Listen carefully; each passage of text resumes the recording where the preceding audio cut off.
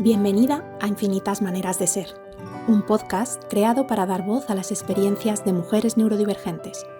Aquí compartimos lo que nos hubiese gustado saber, el cómo nos ha ayudado tener un diagnóstico o conocer nuestra condición y recursos útiles que nos ayudan en el día a día. Soy Teresa Arias, mujer autista con TDAH y altas capacidades y codirectora del Instituto de Neurodivergencias. Si alguna vez te has sentido rara, diferente o que no encajabas, aquí descubrirás que no eres la única ni estás sola, porque hay infinitas maneras de ser y todas merecen ser escuchadas. Bienvenidos a este último episodio del podcast Infinitas Maneras de Ser. El episodio de hoy va a ser un poquito diferente a los que vengo grabando en los últimos meses. En primer lugar, porque no va a ser una entrevista individual con una sola invitada, sino que tengo el placer de tener una conversación con otras 4 mujeres neurodivergentes que nos van a compartir su experiencia y sus vivencias durante, toda su historia, ¿no? Y todo su proceso hasta que llegaron a conocer sus condiciones. Y en segundo lugar, pues porque estrenamos espacio, hemos dado el salto y en vez de hacer las entrevistas de manera online, pues esta vez estamos aquí en persona, en carne y hueso, nos hemos puesto caras y nada, un gusto. Espero que siga siendo un espacio donde poder seguir dando voz a tantas y tantas historias invisibles de mujeres que hemos pasado muchísimos años sintiéndonos diferentes y raras y realmente lo único que sucedía era que éramos neurodivergentes. Así que bienvenidos, vamos a empezar. En primer lugar, dar la bienvenida a Mariana Dufil, mujer neurodivergente diagnosticada a los 45 años, también madre y emprendedora. Gracias por aceptar la invitación. Arantxa García, mujer autista y TDAH de tipo inatento. Bienvenida también a ti por estar aquí. María Piquero, mujer queer, autista, TDAH y madre también. Bienvenida.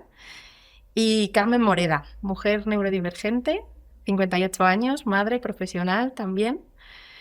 Bueno, tenemos en común las 5 el autismo y luego diferentes variantes, diferentes concurrencias, algunas con altas capacidades, otras con sospechas, algunas con TDAH. Yo que lo tengo todo. Bueno, siempre en las entrevistas suelo empezar pues preguntándoos, ¿no? ¿Cómo llegasteis al mundo de las neurodivergencias y en qué momento empezasteis a sospechar pues, que había algo diferente en vosotras, en vuestra manera de vivir el mundo, de sentir, de relacionaros? ¿Cómo fue tu caso, Mariana?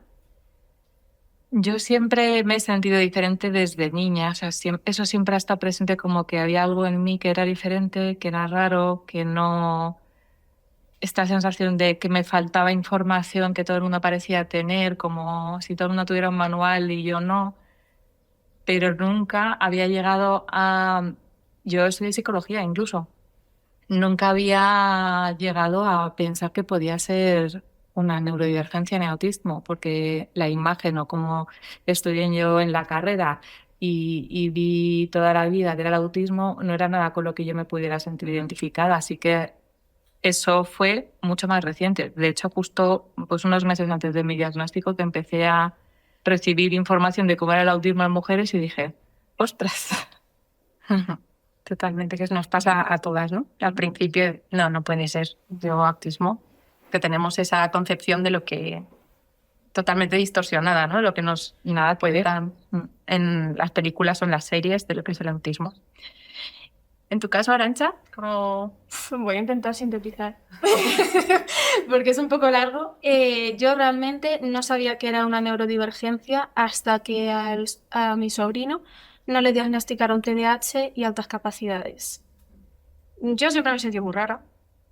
Como que, no que estuviera rota, pero como que estaba mal hecha. Y a mí lo que me habían dicho en terapia era que yo era una persona altamente sensible, pero claro, yo tenía la sensación de que, o sea, por un lado, como que podía entender que encajara por el tema de que siempre me he considerado alguien muy empático y sentía todo de manera muy, muy intensa, pero como que no terminaba de reflejar toda mi realidad. Por ejemplo, yo tenía la sensación de que no explicaba que yo, por ejemplo, si me voy a un sitio concurrido con mucho ruido, de repente me tuviera que hacer una bola y me diera un ataque de ansiedad, o que a lo mejor si yo tengo una discusión un poco acalorada, de repente me bloqueé y no puedo hablar nada. Y entonces como que sentía que se me quedaba un poco cojo y como que en terapia me decían pues que a lo mejor pues eran episodios depresivos o ansiedad y trauma porque cuando era pequeña pues no sabía acercarme a otros niños y los niños me rechazaban, entonces como que se hacía un poco bola y, y pues al final sentía como que acabábamos dando vueltas en círculos en el mismo sitio, y cuando me vi un poco reflejada en mi sobrino, por su manera de relacionarse con todos, la forma en la que sentía las cosas tan intensamente, pues dije, oye, pues igual tengo alguna neurodivergencia yo también. Y pensé en el TDAH porque yo siempre he tenido muchos problemas de atención bastante grandes y otras cosas. Y dije, oye, mira, pues me voy a hacer las pruebas en el Instituto de Neurodivergencias, de hecho. Y fui, y cuando me estaban haciendo la primera entrevista para ver de qué me evaluaba, me dijeron, te vamos a hacer la de autismo también porque aquí hay cositas.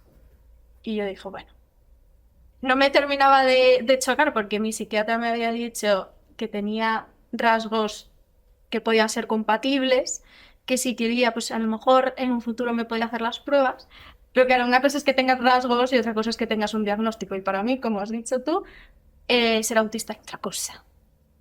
Entonces, me dieron los resultados a finales del año pasado y me salieron las dos cosas, y sí que me chocó bastante porque yo tenía una idea muy distinta de lo que era ser autista, pero me dio como también la tranquilidad pues eso, de sentir que no estaba mal hecha, sino que simplemente tenía neurodivergencia.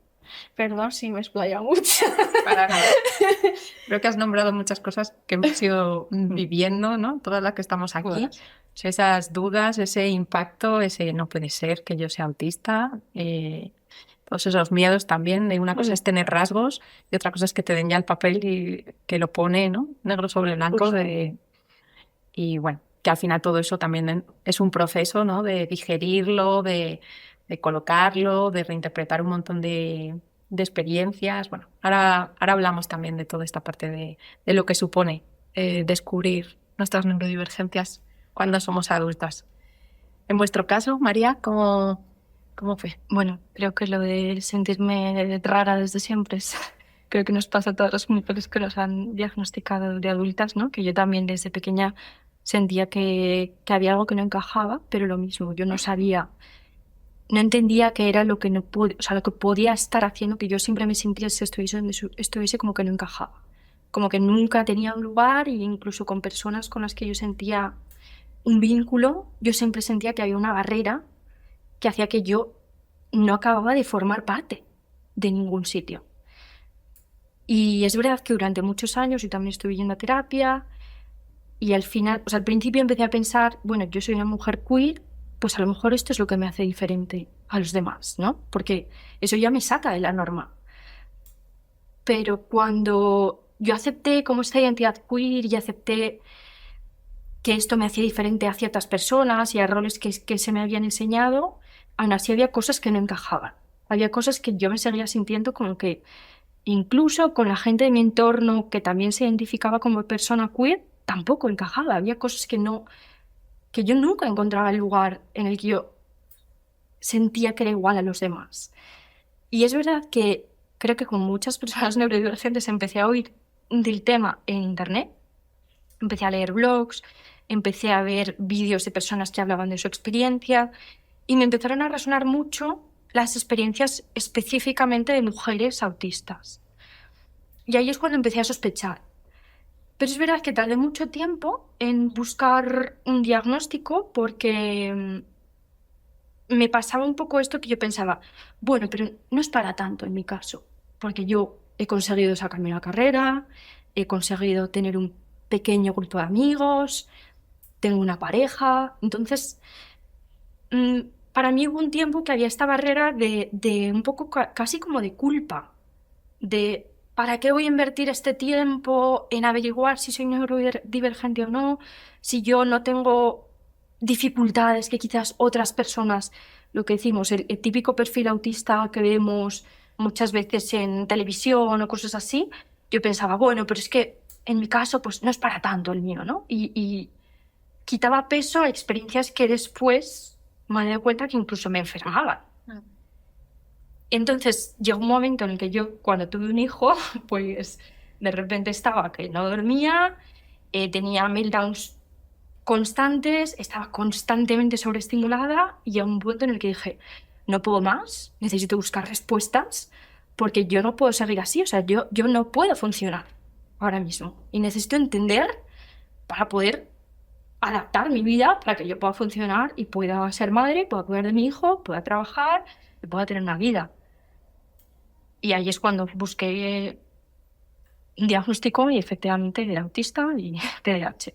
Y explicó muchas cosas de mi vida que eran todas las que me hacían sentir que en ningún lugar yo encontraba un sitio para mí. Y de pronto encajaban todas estas cosas. O sea, te has nombrado la maternidad, ¿no? En mi caso también fue así, fue como el detonante de muchísimos meltdowns, de ser incapaz de llevar a la práctica muchas cosas que llevaba muchos años formándome, trabajando, de crianza consciente, respetuosa, y luego de repente era como, pero ¿por qué me salen estos prontos, estas explosiones? Por mucha terapia que hubiese hecho y demás, ¿no? Claro, cuando entendí mi autismo, mi sobrecarga, los estímulos sensoriales, todo esto que dices, los ruidos, el no dormir, los olores, el contacto, claro, cambia mucho la mirada y el machaque que nos hacemos nosotras como madres también, ¿no? Y también el poderles explicar a nuestros hijos el por qué de vez en cuando mamá explota o mamá se tiene que retirar porque no puede más, no tiene que ver con ellos, ¿no? O sea que muchas gracias por traerlo también. Carmen, en tu caso, ¿cómo llegaste tú a...? Bueno, yo en mi caso a lo mejor es un pelín diferente, porque yo tuve una evaluación de altas capacidades desde muy niña. Y un poco el mensaje que recibí es que, pues, que aquello era una cosa muy positiva, pero que había que mantener, digamos, un perfil como un poco bajo, un poco tal. Entonces, digamos que yo me crié un poco toda la vida pensando que cualquier diferencia que yo encontrara era achacable a las altas capacidades, ¿no? Entonces, pues en mi entorno es que eres una persona muy racional, es que eres un poco estricta, es que tienes unas reglas muy determinadas. Y luego me fui haciendo como una niña pues muy contenida. O sea, rápidamente empecé también a comprender y a observar qué situaciones eran las que me provocaban mucho más malestar y conseguía pues intentar evitarlas y no encontrarme en situaciones de estas, pues de lo típico, estas fiestas, estas tal, pues yo lo evitaba y digamos que pues yo fui transitando mi vida de una manera bastante razonable y bastante bien, porque ya digo, cualquier diferencia que encontraba y un poco lo aplicaba a aquello y decía, bueno, no soy diferente, pero como cualquiera, como el que es alto o el bajo, o el que es rubio o el que es moreno, ¿no? Pero claro, la maternidad es un cambio en la vida que es tremendo lo que nos genera, ¿no? Entonces, a mí la maternidad la recuerdo al principio muy duro por todas estas cosas que has comentado, pero sobre todo pues cuando tus hijos empiezan a crecer y a ir al colegio y empiezan a aumentar las interacciones sociales y las exigencias sociales y las relaciones y todo esto, y tú es que empiezas a encontrarte verdaderamente que tu manera de comprender la maternidad, la educación, las relaciones en el colegio y tal, pues que no encaja en absoluto con lo que estás teniendo a tu alrededor, ¿no? Y también, en mi caso particular, empecé a detectar que tenía cosas muchos patrones y muchas ideas preconcebidas, que eso me hacía, digamos, y frente a mis hijos que iban creciendo y que se iban comportando en adolescentes, no encajaba mi forma de ver con su forma de ver y de comprender el mundo también, ¿no? Entonces, pues eso te va haciendo reflexionar. Yo también estudié psicología.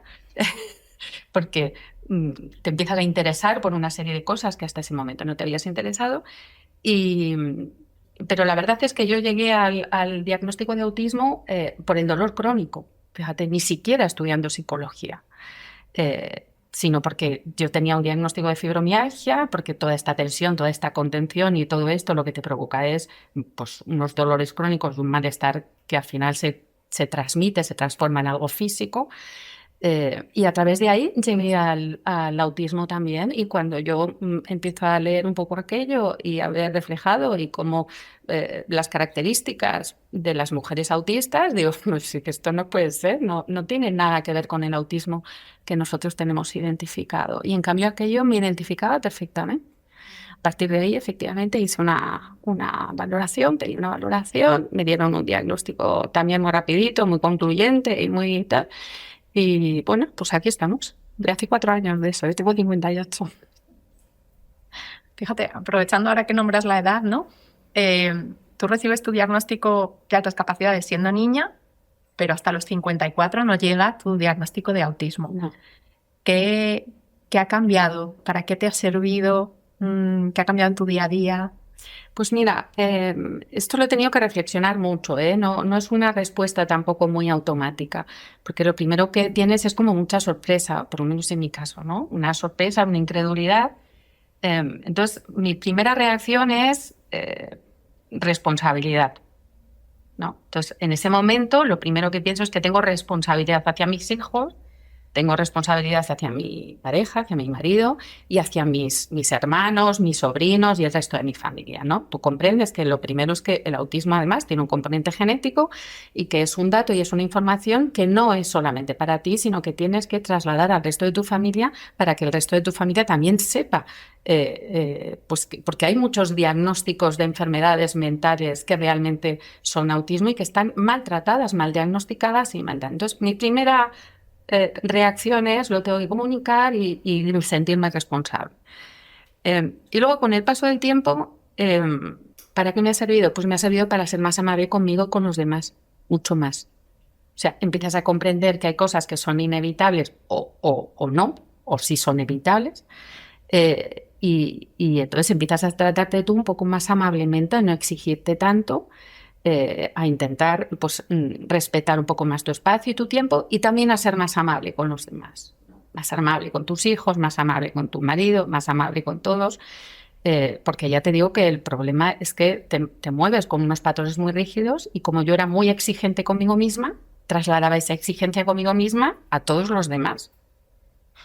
Entonces, pero bueno, ya digo que esto no es una cosa automática, no te dan el diagnóstico y cambia radicalmente tu manera de ver la vida o de ver tal, sino que requiere un trabajo, requiere terapia, requiere entender lo que está pasando, comprenderlo y bueno, pero es un proceso muy positivo.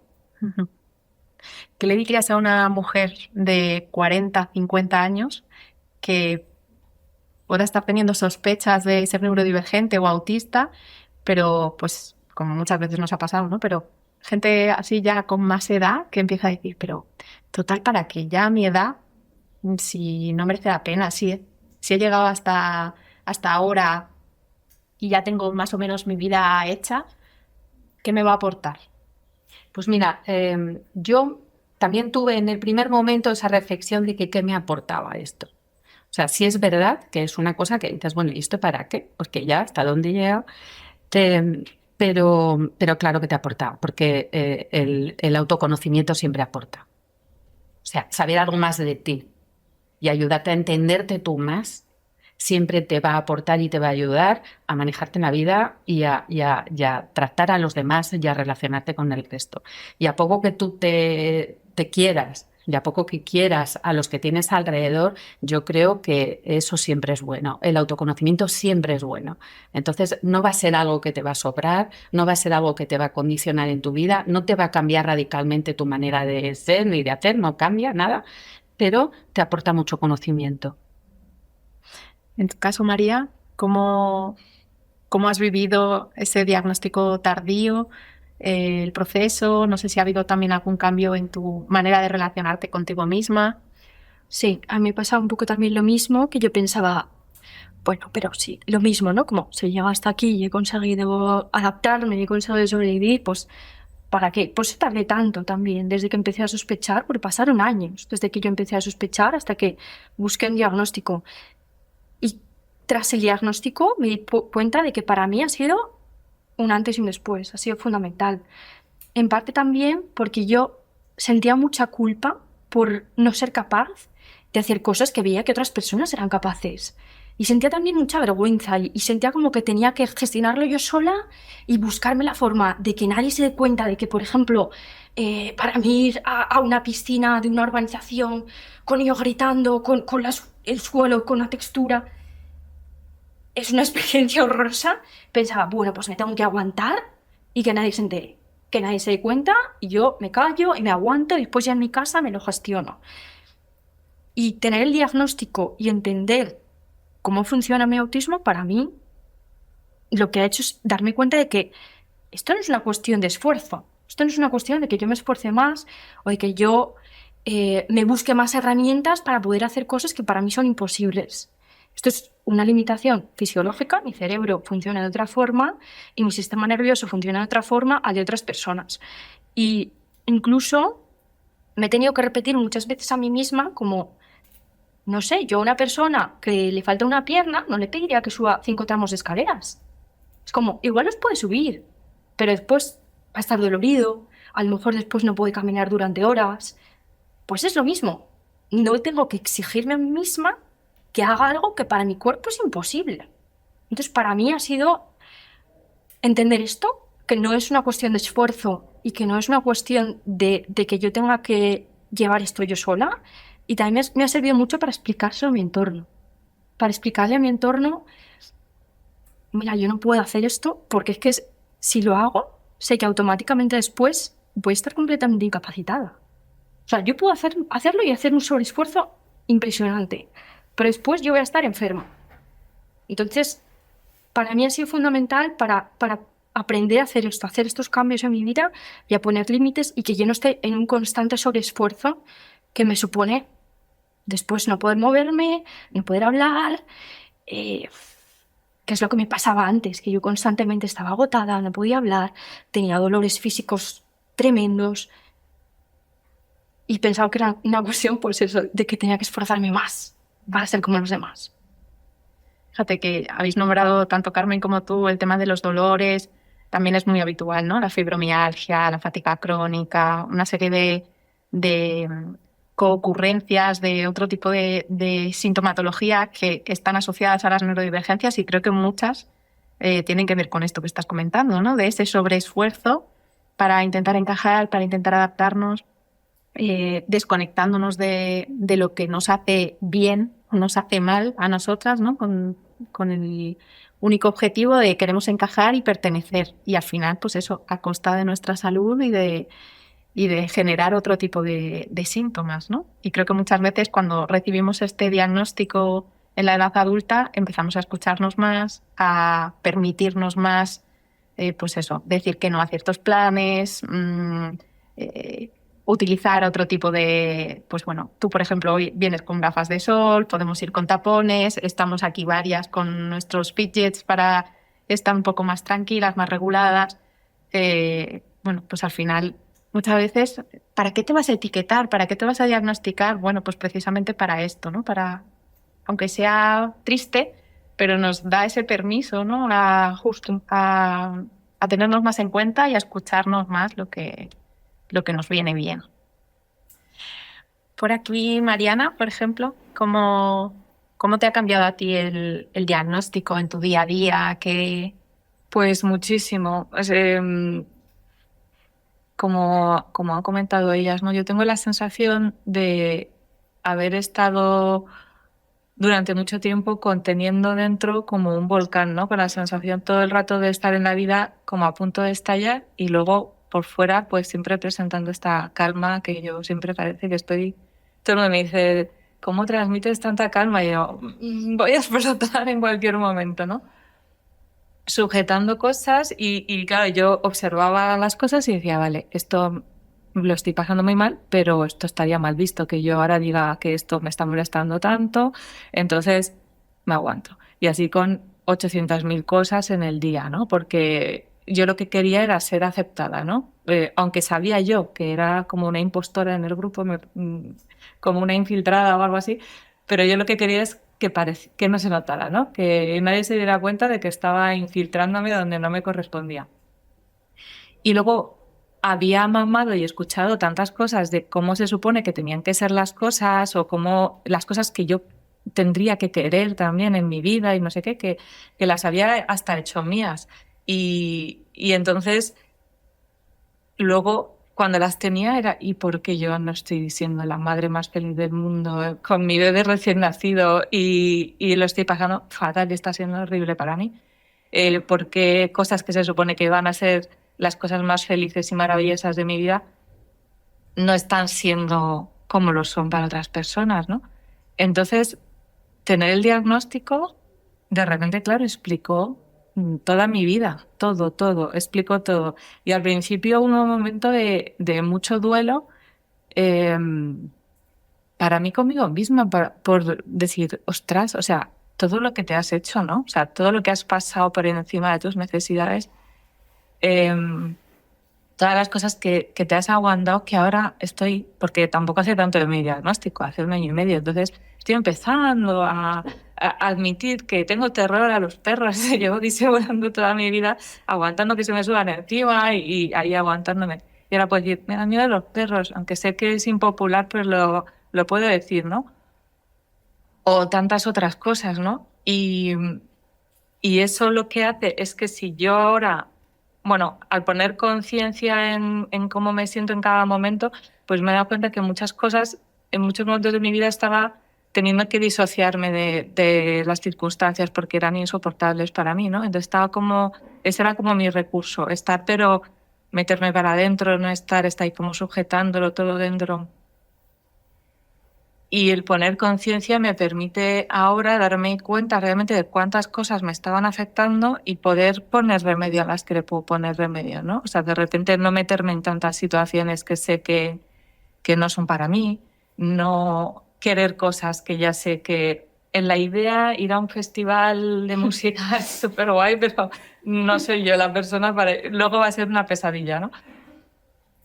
Y eso ha hecho que el volcán ese que tenía dentro que contener todo el rato pues sea mucho más pequeño, ¿no? Entonces también hay muchas menos erupciones espontáneas descontroladas que yo pensaba, tengo un problema de agresividad o de ira o algo así, ¿no? ¿Qué mal carácter tengo?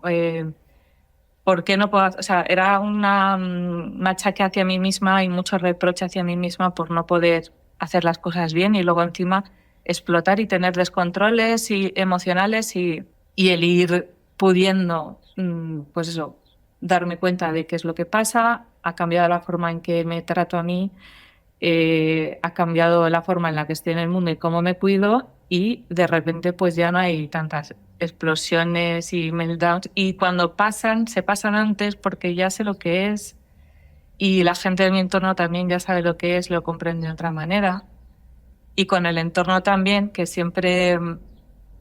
Pues que os habrá pasado a vosotras, ¿no? Siempre he sido una exagerada, una dramática, una histérica. Esas son como las palabras de mi familia, que he oído. Pues de repente ya no me tratan así cuando necesito algo, de repente lo entienden, ¿no? Y en casa con el padre de mi hijo lo mismo, de repente él ahora, que siempre es una persona muy sociable y quería llevarme a todos los saraos, pues ahora comprende que yo me quedo en casa y no pasa nada. Y, o sea que dentro de que ha habido un proceso de mucho duelo al principio, pues luego es súper positivo tener mi diagnóstico. O sea que yo recomendaría a todo el mundo que tiene dudas que lo haga. Fíjate, que es que os voy escuchando y bueno, creo que os pasa a las 4, ¿no? Que nos vamos sintiendo identificadas. Fíjate, es que nombras vergüenza, culpa, machaque, disociación. O sea, es que hay un montón de sufrimiento y un montón de intentos durante años para eso, para intentar pertenecer, para intentar ser una más y muchísima carga, muchísima contención, muchísima tensión muscular para sostenernos por dentro y muchísimo enmascaramiento, ¿no? Esto que dices, transmites mucha paz. A mí me decían, es que siempre se te ve súper segura. Y yo decía, pero si estoy nerviosa, estoy hablando y no sé ni qué decir ni qué hacer, ¿no? Entonces, cómo desde muy chiquititas aprendemos a camuflarnos y a observar cómo lo hacen los demás para que no se nos note y parecer normales, ¿no? Arantxa, ¿tú cómo ha sido pues estos meses, desde que ya sabes que eres autista, tienes TDAH, en qué ha cambiado tu día a día? Para mí lo ha cambiado todo. Y también ha sido un poco complicado el encajarlo. O sea, por un lado, a mí lo que me habían dicho en el pasado era que yo tenía mucha ansiedad, que podía estar pasando por episodios depresivos. Yo era como que entendía que había algo que no terminaba de encajar y nunca veía qué era. Entonces yo sentía mucha frustración por no entender qué es lo que no estaba bien ahí. Y por un lado, pues bueno, el diagnóstico me ha solucionado eso, pero al mismo tiempo me ha levantado muchos sentimientos antiguos, mucho malestar también, como lo que mencionabas, es un duelo. Y en mi caso ha sido un duelo bastante profundo. Porque yo, por ejemplo, el tema del autismo no me lo veía venir. Me lo había mencionado por encima, pero claro, yo no me imaginaba tener un diagnóstico formal de autismo. Y como que en estos meses, haciendo un poco la vista atrás, he visto que han empezado a encajar muchas cosas. Y me he cabreado con el pasado, con todo el mundo, por...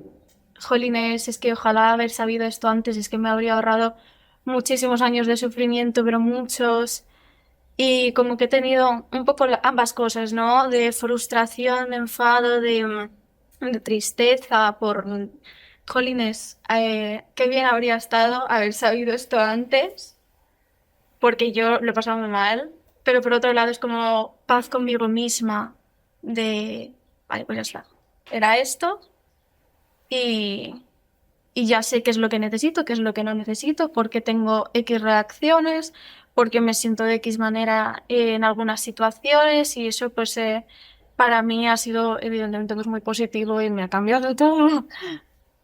Sí.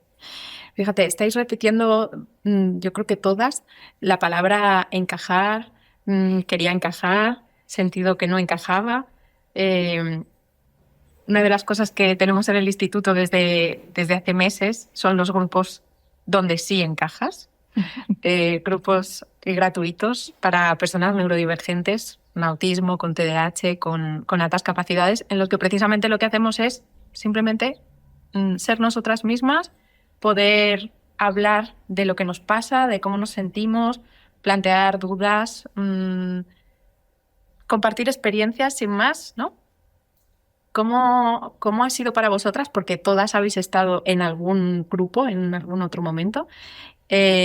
¿Cómo ha sido para vosotras esas experiencias de poder compartir o escuchar a otras mujeres poniendo palabras a situaciones idénticas a las que habéis vivido vosotras, a las que... María, por ejemplo. A ver, para mí fue, o sea, también yo la primera vez que fui a los grupos acababa de recibir el diagnóstico. Entonces también estaba ahí como todavía un poco abierto, ¿no? El tema. Y fue bastante catártico y bastante... O sea, de pronto sentí que cosas que a mí me habían hecho sentirme toda la vida como si yo fuese un extraterrestre que acaba de bajar y lo acaban de dejar en medio del planeta, de repente era como, vale, que es que exactamente esta experiencia que está describiendo esta otra persona es lo que yo siento. Incluso recuerdo justo algo que tú compartiste, que de los controles de los aeropuertos. Yo siempre me pongo muy nerviosa y yo decía, ¿qué me pasa? ¿Estoy loca? ¿O qué? Porque es que o sea, de pronto no soy yo en ciertas situaciones. Y de repente tú compartiste eso y dije, es justo esto. O sea, de repente incluso otras personas pusieron palabras a cosas que a mí me pasaban y que yo no entendía, que me hacían sentir como si yo estuviese loca. Yo llevaba toda mi vida pensando, pues debe ser que a mí me pasa algo que no saben identificar, pero que yo estoy loca porque yo tengo reacciones que según lo que me han dicho no encajan con la reacción que debería tener, y poder ver otras personas que tenían las mismas reacciones que sentían las mismas cosas y que describían de un modo muy similar las vivencias que yo había tenido, pues me dio como cierta tranquilidad y cierta sensación de, vale, pues igual yo en el mundo exterior sigo sintiéndome un poco como un extraterrestre, pero sé que no soy el único extraterrestre que han dejado aquí, ¿sabes? Sé que hay otros extraterrestres, entonces me hizo, sí, como por fin sentir que algo explicaba todas esas cosas. Sí. Carmen, ¿en tu caso? Pues mira, en mi caso, lo primero es que te sientes acompañado, porque ya es extraordinario encontrarte en un grupo en el que hay tantas personas que tienen esa misma experiencia que tienes tú, porque no es lo habitual. Y lo segundo es que también, en mi caso particular, te enseñan mucho, porque 58 años viviendo en esa oscuridad, en ese armario, si se puede decir así, pues has dado por hecho muchas cosas que ni siquiera te has parado a reflexionar hasta qué punto te molestan, por qué te hacen sentirte incómoda. Ni siquiera has identificado que hay cosas que te hacen sentirte incómodo y que te están irritando. Y no sabes por qué, después de determinadas circunstancias, tú estás de mal humor. Y estás enfadado y ni siquiera lo has procesado eso mentalmente. Entonces, cuando se lo oyes decir a otra persona, de repente a ti te hace un tic en la cabeza y dices, anda, pues era por esto. Claro. O sea, hay otra persona que le pasa lo mismo y lo verbaliza y tú reflexionas y dices, pues claro, pues por eso luego estoy tan incómoda, porque por eso después me encuentro tan mal, por eso tengo ese mal genio, por eso he tenido... Bueno... Entonces, aprendes, además de sentirte acompañado, aprendes mucho de la experiencia de los demás. Realmente. Yo que normalmente guío los grupos, la verdad es que es una pasada porque yo también aprendo. O sea, yo al final, habéis hablado por aquí de duelo, o sea, son expresiones como muy recurrentes en las personas que vienen al instituto a evaluarse. Lo de sentirse un extraterrestre, un marciano, lo de no tener manual de instrucciones, o sea, eso es como muy frecuente. Pero a mí en concreto... yo no he tenido, al menos de momento, esta sensación de marciano, pero sí que he de reconocer que hace 2 o 3 semanas tuve una sensación súper profunda, como una toma de conciencia de esta falta del manual de instrucciones, que yo había escuchado muchas veces a otra gente y como que era algo muy típico, pero era como, esto sí, pero yo en esto no me siento identificada. Y de repente tomar conciencia de, ostras, es que es esto.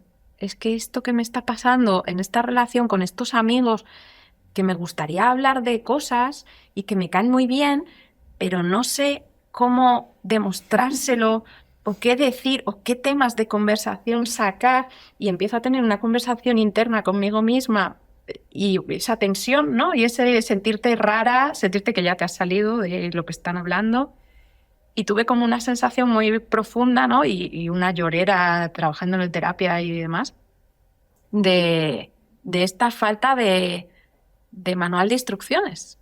O sea que es un proceso, y aunque yo recibí el diagnóstico ya hace 2 años, sigue habiendo aprendizaje y descubrimientos constantemente, ¿no? O sea que... ¿Vosotras qué experiencia habéis tenido con los grupos? ¿Cómo os habéis sentido? ¿Para qué os han servido? Mariana. Bueno, yo es que fue justo cuando empecé en los grupos, fue también como al poco tiempo de mi diagnóstico, ¿no? Entonces también estaba como muy revuelta y me acuerdo a veces de cerrar el ordenador después del grupo y llorar, y llorar, y llorar mogollón, como diciendo, ostras, sobre todo el verme, ¿no? Toda la vida sintiéndome la marciana y de repente decir, hay más gente de mi planeta en la Tierra. Y todas las cosas que yo pensaba que eran mi personalidad o fallos de mi personalidad, no, es porque soy autista. Y también me ayuda a dar cuenta que yo siempre he atribuido como mi personalidad o mis problemas, digamos, o mis dificultades a pues mi trauma, cosas como mucho más complejas de resolver en realidad. Y yo he ido a terapia años intentando, y digo, pero ya cuántas vueltas le voy a dar al trauma y sigo teniendo los mismos problemas, y esto lo que es. Y luego ves que hay gente que tiene otra vida totalmente distinta, otras experiencias vitales distintas, tiene esta experiencia de estar en el mundo igual a la tuya, ¿no? Para mí, además, me abrió los ojos a ver que mi solución, digamos, mi forma de poder estar mejor en el mundo era mucho más fácil de lo que yo pensaba, porque al final acomodarse un poco la realidad, bueno, a veces es muy difícil, pero es algo que está al alcance de mi mano, ¿no? Y entonces el estar en los grupos, eso fue como un poco lo que me aportó, ¿no? El ver que había otras personas iguales. En tu caso, Arantxa. Pues es una experiencia bastante similar porque yo me metí en los grupos por recomendación de Laura, la psicóloga que me hizo las pruebas, porque yo no tenía ni idea de qué significaba ser autista. Yo sabía que me lo habían diagnosticado, que lo tenía en mi papel, que había cosas que, bueno, pues que podía encajar, pero como que no tenía la visión general de qué es lo que me estaba sucediendo. Y cuando empecé a ir a los grupos y empezamos todos a tener conversaciones sobre las dificultades que teníamos, que independientemente de la edad que tuviera la gente, es que todos teníamos la misma experiencia con un montón de cosas. Para mí eso fue como súper validante, como que de repente que no tenía que explicar nada porque todo el mundo lo vivía de una manera muy similar, no igual porque al final cada uno pues uno, pero muy parecida. Entonces es como que no tenía que explicar nada, la gente iba a entender lo que estabas diciendo. Y esa sensación, pues me dio mucha paz. Me sentí muy acompañada también, como decías, Carmen. Y no sé, para mí los grupos han sido algo muy importante también. Sí, la verdad es que cuando empezamos los grupos eran muy pequeñitos, éramos 4, 8 personas, así. Y de hecho yo recuerdo hace años una psicóloga, una de las que me hizo a mí la evaluación, que me comentaba de, claro, es que los grupos con personas neurodivergentes, sobre todo personas autistas, claro, no puedes hacer un grupo con mucha gente porque es incómodo, no nos suele gustar las relaciones sociales, tal. Y hace unos meses dije, ¿por qué no? Vamos a probar, ¿no? Y la primera sorprendida he sido yo, que llevamos ya varios meses haciendo los grupos en este formato y lo comentábamos antes de entrar ahora al estudio. Ayer mismo tuvimos grupo y éramos 40 y tantas personas conectadas, otros meses hemos sido 60 y la sensación de la gente cuando entra la primera vez normalmente es con la cámara apagada porque no hay ninguna obligación ni de participar ni de estar con cámara encendida ni nada, pero es como, bueno, es que no sé si me voy a sentir cómoda, es que yo no me gustan nada los grupos y demás, y cuando acaba la sesión, que dura 1 hora y media, todos los comentarios es: me he sentido súper comprendido, muchas gracias por las que habéis participado, es la primera vez que me siento cómoda en un grupo, esto no me había pasado en la vida, ¿no? Entonces, para mí la verdad es que está siendo una maravilla porque, pues eso, el poder ofrecer un espacio en el que tanta gente que nos hemos sentido raros, bichos raros, extraterrestres y que no encajábamos durante toda nuestra vida en diferentes entornos, el poder encontrar un espacio donde poder ser, poder estar como estemos, poder estar con eso, estirando un juguete, estar de pie, estar con la cámara apagada, bostezar, estirarnos, lo que sea, y saber que no nos van a juzgar. Esa sensación de comprensión y de genera un alivio tremendo, ¿no? Justo ayer tuvimos grupo de autismo y uno de los temas que tratamos era precisamente el cómo era el entorno laboral para las personas autistas, cómo lo vivíamos, cómo habían sido nuestras experiencias. Y es una de las preguntas que traía hoy también para haceros. ¿Cómo habéis vivido vosotras vuestra experiencia en el mundo laboral?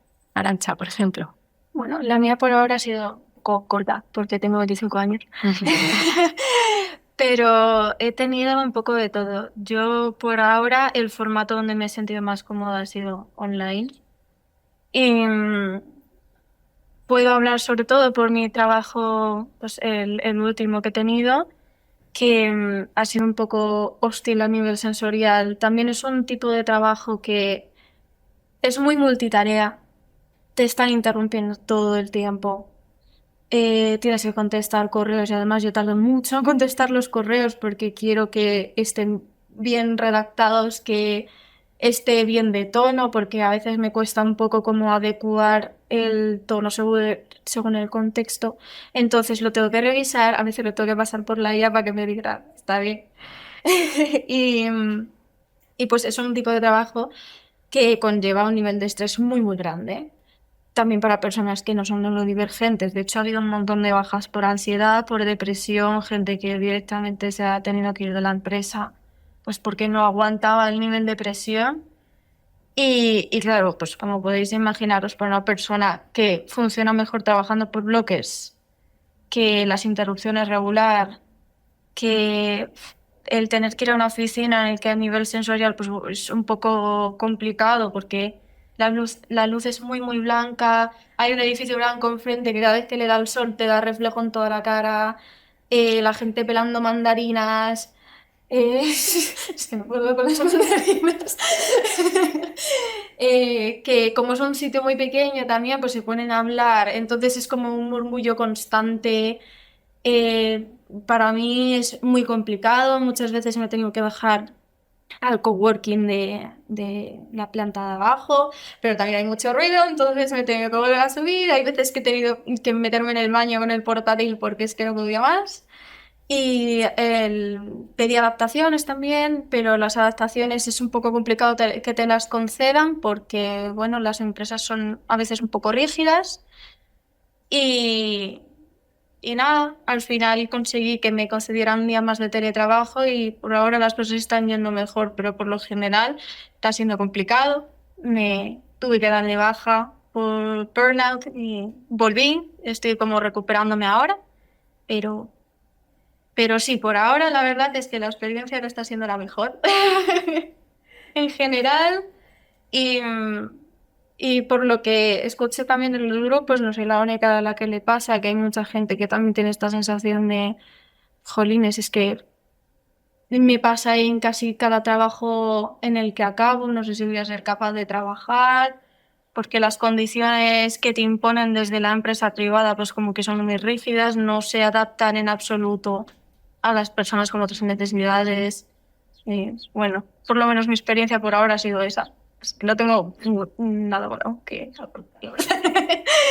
Bueno, pues a ver si poco a poco las cosas se van haciendo más visibles y las empresas van tomando nota y esto cada vez se hace más presente, ¿no? Y porque al final las adaptaciones que necesitamos las personas autistas o personas neurodivergentes es que no son cosas... o sea, es que no es que estemos pidiendo que nos bajen la luna, o sea, es que estamos pidiendo teletrabajar o poder utilizar unos cascos o estar en una zona de la oficina sin tanto ruido o sin tantos estímulos visuales, ¿no? O sea que, en fin.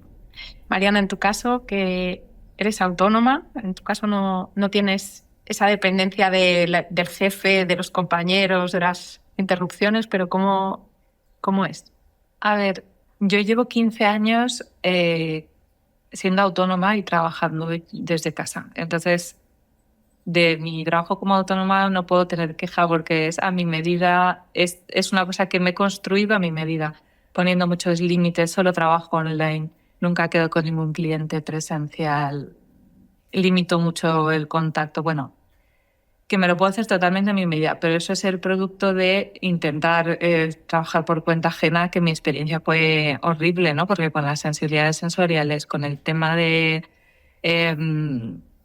la concentración, las interrupciones, yo estaba con migrañas todo el rato, con problemas físicos, poniéndome enferma y lo pasaba muy mal. Entonces, de repente, en un momento de mi vida dije, bueno, no tengo trabajo, había vuelto de un viaje y dije, voy a intentar, yo qué sé, le había hecho una página web a mi madre y dije, voy a intentar hacerme una página web yo, ofreciendo servicios de hacer páginas web, sin pensar que lo estaba haciendo porque necesitaba otra cosa.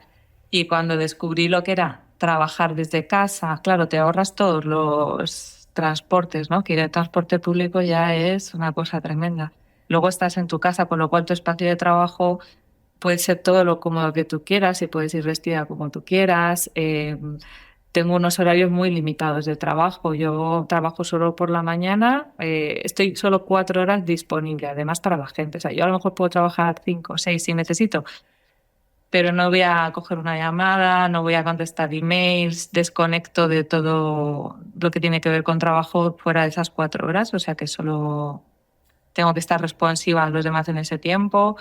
Puedo hacer todos los descansos que quiera, si tengo un mal día puedo tomármelo con más calma, pero también es verdad que el tipo de trabajo permite eso, ¿no? Porque hacer páginas web es un trabajo que lo puedo hacer de forma muy autónoma. Con los clientes casi toda la comunicación es por email, alguna videoconferencia, pero me permite hacérmelo muy a mi medida. Es verdad, trabajo media jornada solo. Creo que no sería capaz de trabajar una jornada completa aún siendo autónoma porque no me daría. O sea, tengo fatiga crónica también. Y solo estar delante del ordenador tantas horas más de 4 horas me provoca migrañas. O sea que también tiene sus limitaciones, pero me permite hacérmelo muy a mi medida. Sí, creo que es algo bastante común también esto de no ser capaces o no sentirnos capaces de trabajar una jornada completa. O si la trabajamos es a un coste muy elevado y con muchos dolores, y mucho agotamiento y acabando en bajas laborales. Por aquí, María, en tu caso. Pues es bastante parecida, la verdad. Creo que es algo que tenemos con muchas personas autistas, que por ejemplo lo de la oficina, a mí, yo cuando me obligaban a ir a una oficina o tenía que ir a una oficina, o sea, me impedía hacer mi trabajo, básicamente. Y a mí me encanta mi trabajo. Y yo creo que hago especialmente bien mi trabajo en algunas cosas precisamente por ser autista. Porque mi trabajo muchas cosas tienen que ver con buscar patrones, con buscar esta optimización de los procesos. Creo que eso justo son habilidades que las personas autistas tenemos más desarrolladas que otras, que la media, ¿no? Y entonces a mí me fastidiaba mucho que decía, joder, es que me obligan a estar en esta oficina supuestamente para hacer mejor mi trabajo y lo que están consiguiendo es todo lo contrario. Que yo no tengo una capacidad mental, que esté completamente abrumada, pues lo mismo, las luces. Yo recuerdo trabajar en una oficina de estas que es un espacio abierto diáfano y claro, yo tenía a la izquierda una mesa con un compañero, a la derecha otra mesa con otro compañero, detrás otra fila de compañeros, todos en videollamadas. Entonces yo oía ruidos de todas las direcciones, la luz del techo, de repente hace muchísimo frío, de repente hace muchísimo calor. Lo de ir en metro, que ir en Madrid en metro sin autista es ya llegas sobreestimulada a la oficina. Entonces yo a raíz de tener que trabajar en la oficina es cuando empecé a tener también, o sea, yo acabo las jornadas con unos dolores de cabeza terribles, que además no se me pasaban con analgésicos, lo mismo, agotada, también me dieron un diagnóstico de fibromialgia en ese momento. Entonces, yo cuando pude, encontré una empresa que me permitía teletrabajar y ahora mismo también teletrabajo y la diferencia es que yo puedo hacer mi trabajo, porque yo puedo adaptar mi espacio y lo mismo, yo trabajo en mi casa, es como, hay cosas que aún así, bueno, me cuestan, ¿no? Y la parte de TDAH también la noto mucho en cosas que se esperan de mí, que a mí me cuestan mucho, ¿no? Que se me olvidan reuniones de repente. Y estoy todo el rato como, ¡ay, que tenía que ir a una reunión! ¿No? Ha empezado hace 2 minutos. Y tengo que entrar corriendo y cosas así, pero yo en mi casa tengo mi espacio en el que puedo controlar que no haya olores alrededor, no hay nadie hablando, me puedo poner mis cascos de cancelación, tengo mi mesa que se sube y se baja, mi pelota para trabajar botando cuando necesito. Entonces, tengo que hacer muchas adaptaciones, pero joder, puedo hacer mi trabajo, que lo hago bien y que lo disfruto.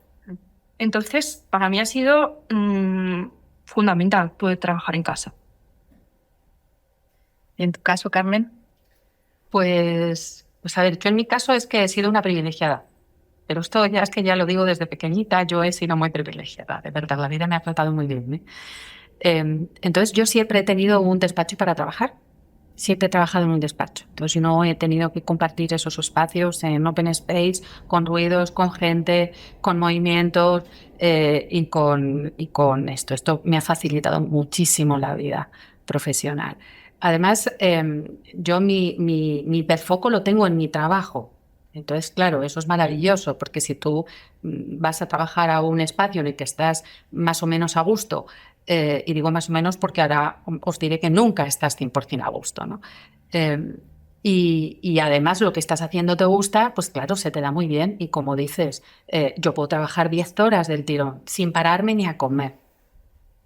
Y claro, eso profesionalmente es muy útil.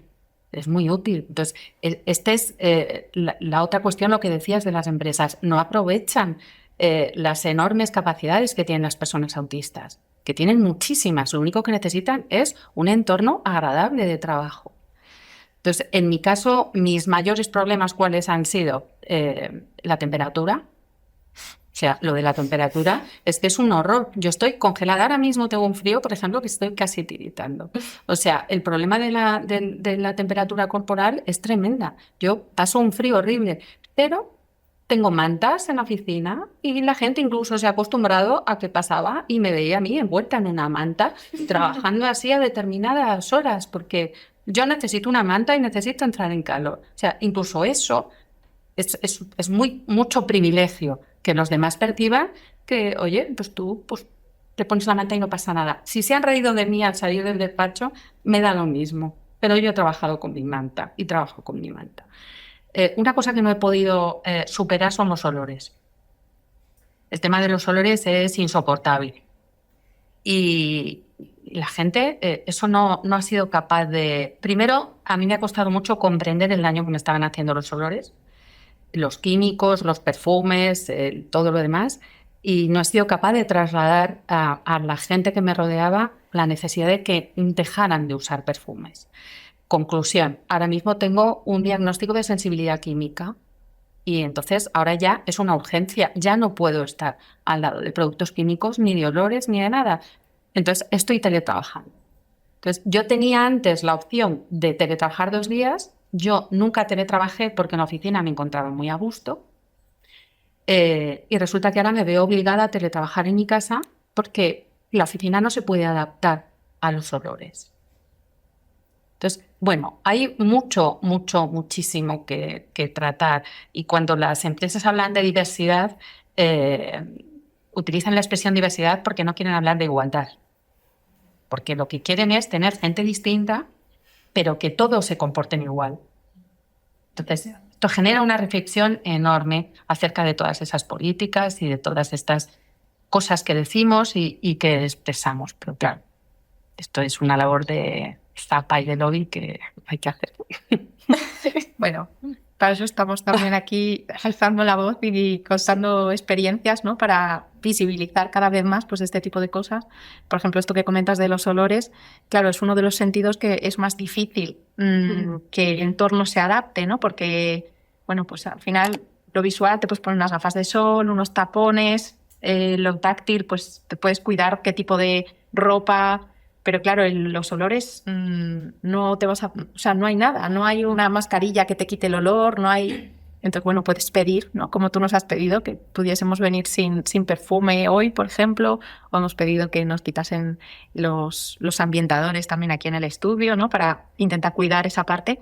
Pero claro, esto no es extensible muchas veces a otros muchos entornos, como la compra de ropa, y esto que hablábamos antes de entrar a grabar, de que ahora muchas tiendas y muchas marcas utilizan el marketing olfativo también. Entonces, claro, te compras ropa y para personas que tenéis una hipersensibilidad olfativa, pues claro, supone un problema grande además, ¿no?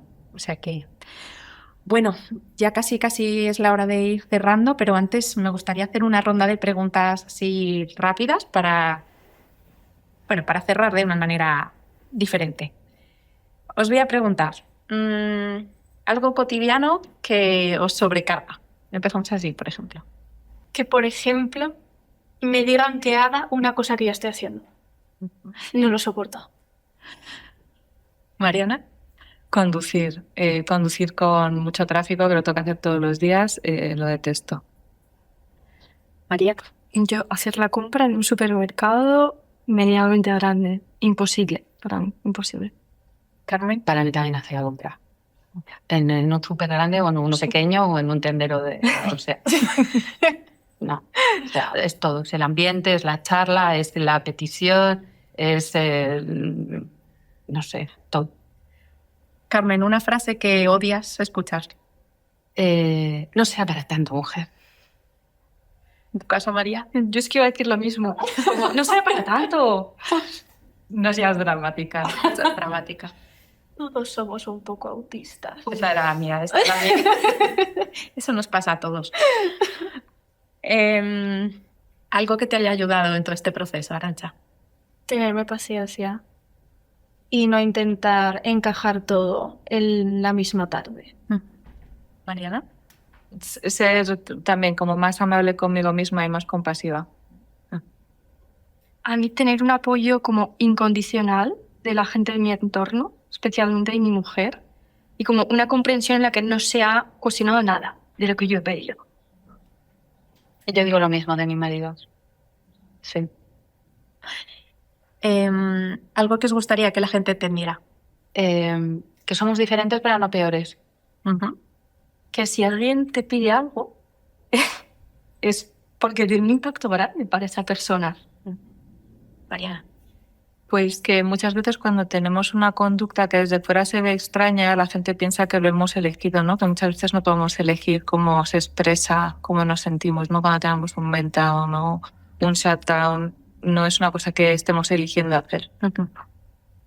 ¿Tú, Arantxa? Que las dificultades, aunque tú no las veas, no significa que no estén. Yo hoy estoy conectada contigo, ¿eh? Yo también, aunque no se vea, aunque sea invisible, no quiere decir que no esté. Algo que antes os daba vergüenza y que ahora no. Pedir que los planes me los hagan con antelación y a ser posible que no me los cambien en el último segundo. Yo soy percibida como rara. Ahora me parece, o sea, no me da vergüenza y además digo abiertamente, sí, es que soy autista y entonces pues soy así. Y no me da vergüenza ya. A mí todas las adaptaciones sensoriales. Yo ahora ya voy con mis gafas, voy con mis tapones y no doy explicaciones. Ya está. Y yo también pedir adaptaciones del tipo de... hemos quedado a cenar con unos amigos y han reservado la de... Yo lo siento, adelantar un mes a las 8:30 porque yo a las 10 ya no salgo de casa para cenar. O esto, si podéis, por favor, no os pongáis perfumes. O este tipo de cosas, ¿no? Y un pequeño placer regulador. Meterme en la cama a dormir. María, a mí las cosas crujientes me regulan mucho y muchas veces son como fast food, ¿no? Que ya antes tenía mucha culpa por eso y ahora me doy cuenta como, vale, es que a veces si me como un paquete de lacasitos para regularme, pues está bien. Bienvenido sea, ¿no? Sí. Mariana. Para mí, mantita eléctrica y bolsa de agua caliente, acurrucarme ahí en el sofá o en la cama con eso. ¿Y Arantxa? Para mí, igual esto suena muy contradictorio, pero me gusta ponerme la música a tope y andar súper deprisa. Y me ayuda un montón. Como veis ahí, de todos los tipos, de que esto es un espectro, es tal cual. O sea que, bueno, pues nada, muchísimas gracias a las 4 por este ratito, por haber compartido con nosotras vuestras experiencias y vuestra vivencia. Como decía al inicio, hoy es el último capítulo, el último episodio de esta temporada. Y bueno, para mí al final ha sido un sueño hecho realidad esto del podcast, el poder hacer visibles tantas historias de mujeres que hemos pasado toda la vida sintiéndonos diferentes y que al final simplemente éramos neurodivergentes. Y bueno, voy a contar una cosa que creo que no he contado, es que a mí me gustan mucho las camisetas con mensaje. Desde que conozco mi condición las utilizo mucho más, es una de las cosas que ya no me da vergüenza. Las utilizo además como forma de reivindicar pues, lo que pienso, cómo me siento o cosas que me gustan, ¿no? Y bueno, para los que nos estén escuchando y no viendo en YouTube, la camiseta que llevo hoy dice que son las 11:11, es decir, 4 unos. Además, como buen autista me gustan encontrar patrones, casualidades, los detalles. 4 unos, como las 4 mujeres que me acompañáis aquí. Las 11, que han sido 11 episodios, hoy es el episodio número 11. Y debajo de la hora pone Make a Wish, pide un deseo, así que mi deseo sería volver con otra temporada más, con otros 11 episodios en los que seguir compartiendo historias invisibles para poder darles voz y que poco a poco las neurodivergencias, sobre todo en el caso de las mujeres, pues se nos vaya escuchando y teniendo en cuenta para que, bueno, otras personas que estén por ahí sospechando, dudando de sus propias condiciones, pues se atrevan a seguir indagando y a, como decía antes Carmen, a conocerse más a sí mismas, ¿no? Porque ayuda a poner orden y a entender muchas cosas de todo el sufrimiento de tantos años. Así que, bueno, muchísimas gracias y nada, que nos vemos en la siguiente temporada. Chao. Muchas gracias. Si algo de lo que acabas de escuchar te ha ayudado o te ha resonado y quieres seguir conociendo recursos prácticos, herramientas y otras experiencias y reflexiones que te ayuden a sentirte más comprendida y menos sola, puedes suscribirte totalmente gratis a nuestra newsletter entrando en www.institutodeneurodivergencias.es. Y recuerda, existen infinitas maneras de ser y la tuya también merece ser escuchada.